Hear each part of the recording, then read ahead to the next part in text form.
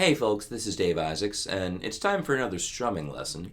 Today I want to take a look at the Allman Brothers' Melissa, which is really a pretty straightforward song. It's got a couple of weird chords in it that aren't really that weird. So let me start off by playing what we're looking at.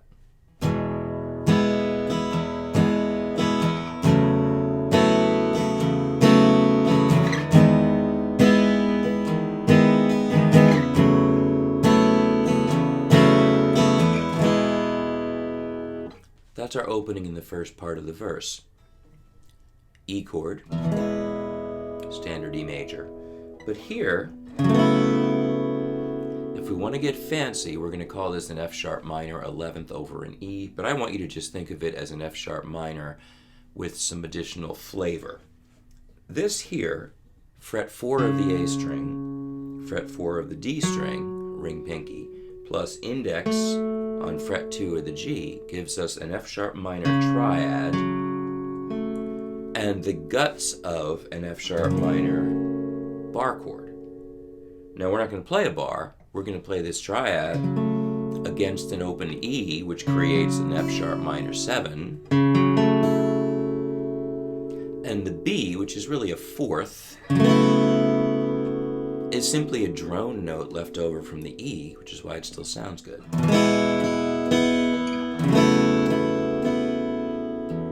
Over an E, what we're going to call a pedal, a consistent bass note.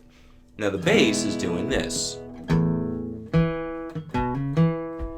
Little pentatonic, major pentatonic figure.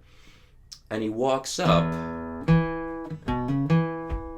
F sharp when we go to this modified F sharp minor, but he keeps the E and the pentatonic figure.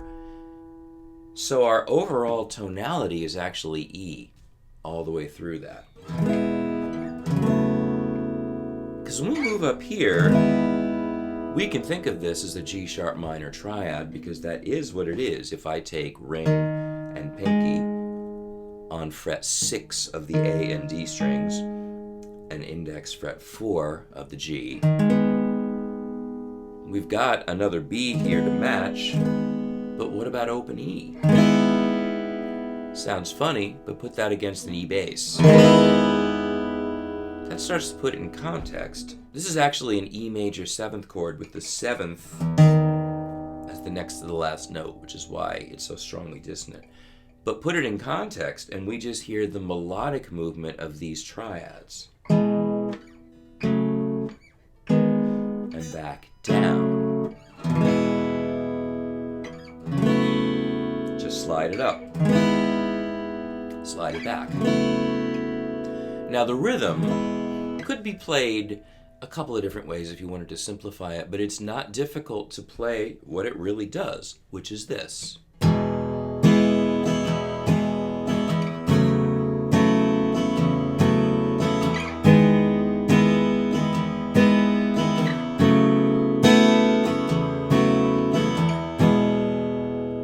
Basically that, in that I'm separating between bass and treble, low and high, and I'm doing this.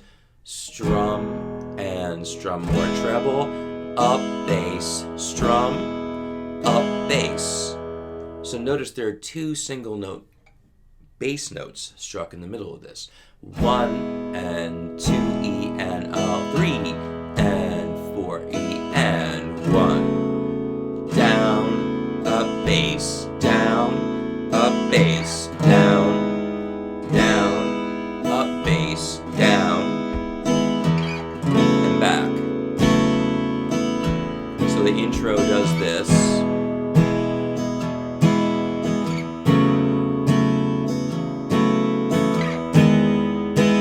Twice. And verse is the same thing, at least for the first 4 chords.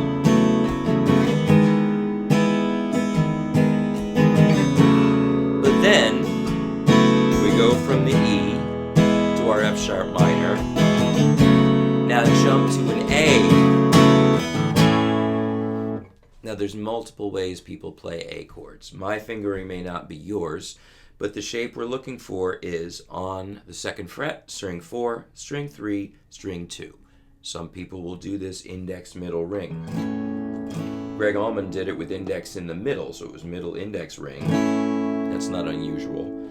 I tend to use middle ring pinky because I like the way it fits. Any of these are acceptable. So is this, even the bar. But what Gregg Allman did was continue the idea of the open ringing chords. He went from here to basically a A minor moved up 2 frets, which is really a B minor with an added E, and then up 2 more frets, which is basically a C sharp minor, and then he went back. If we add the bass to that, though, what we really have is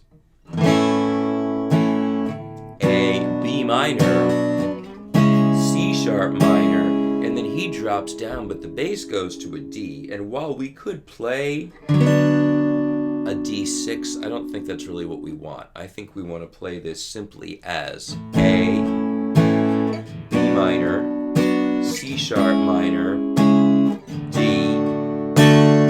E, just like before. Here's our F sharp minor, and then an A. Now you could play those bass notes too. That works, and I think a lot of people do that. But keep in mind that what's going on with the band is the acoustic guitar is still playing the chords with open strings.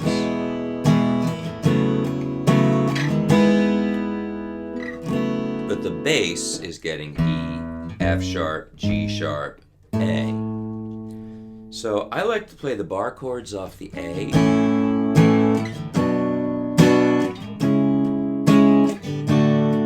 And then the ringing chords off the F sharp.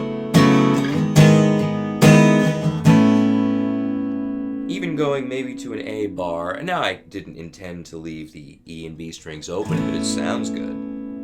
That's just an A add 9.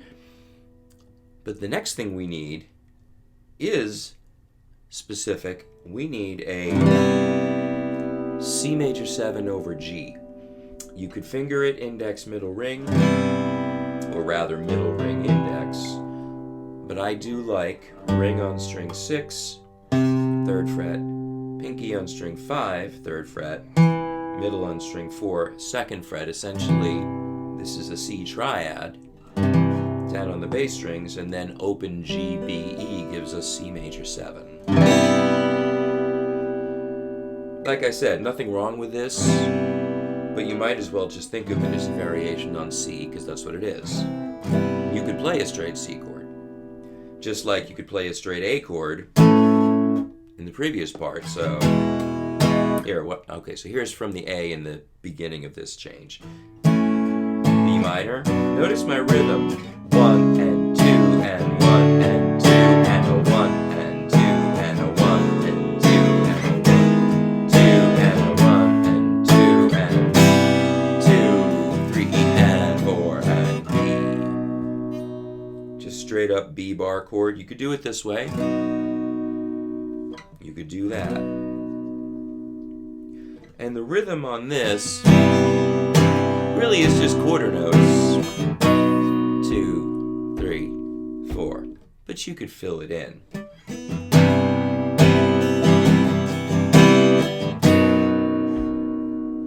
And then back.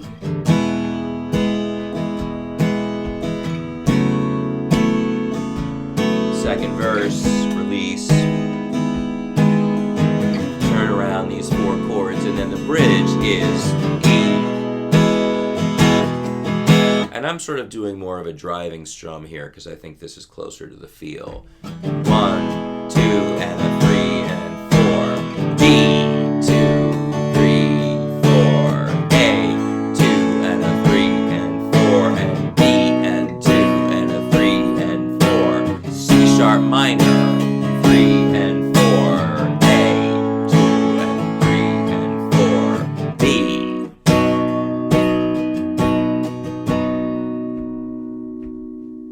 And then,